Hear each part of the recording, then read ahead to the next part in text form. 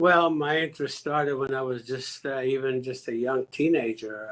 When my reasoning started, it was yeah, I was still living in Italy, and my twin brother and I we gravitated to the sport because it was so prominent in Italy because of uh, this. I'm talking about the 50s. That's when we were teenagers, and you had a current world champion there with Ferrari, and then you had Maserati, and those brands were competing and competitively in Formula One.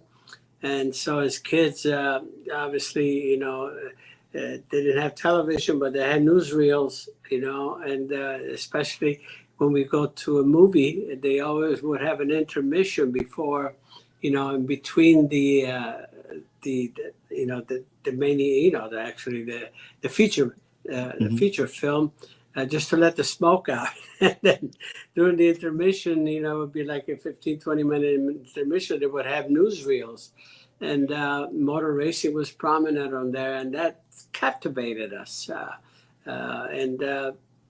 From there on, after Aldo and I attended the 1954 Italian Grand Prix in Monza, I said this always. I said there was never a plan B for us. The impossible dream sort of set in at the time, and the idea of pursuing this just became our religion. And when we arrived to America, we discovered there was a track right here in Nazareth. And 2 years after arriving, we arrived at age 15. 2 years later, we started building a stock car. It was not a modified, it was a sportsman stock car to race locally. And in 1959, at age 19, that's when we started. And my career began then and went uninterrupted officially through 1994. Still did Le Mans 3 times after that. But nevertheless, I went through almost 900 races throughout my career, and pretty much accomplished my most ambitious endeavors, and my ambitious dreams, if you will. It's all about winning. It's all about whatever you are.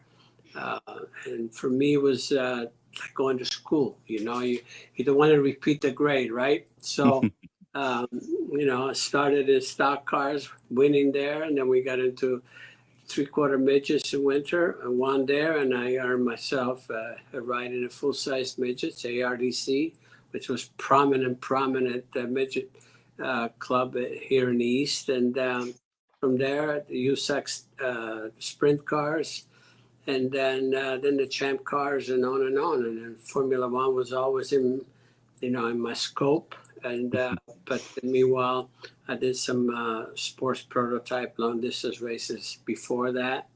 Obviously I had to get my skills up to some level, in road racing, because it was not as popular. But fortunately, even in USAC and the Champ Car Series, my first year full time in '65, there was one road race as part of the championship, and I won that. So and obviously I was really, really lobbying for that as well, as you can imagine. But and actually, even before that, in 1963, while driving midgets, there was one road race in that series. It was in Lime Rock, Connecticut, and I won that one as well. So as you can see, road racing was in the back of my mind, mainly because of Formula One. And but again, the progression was better than I ever hoped for, quite honestly. So as you can imagine, I'm certainly counting my blessings along the way.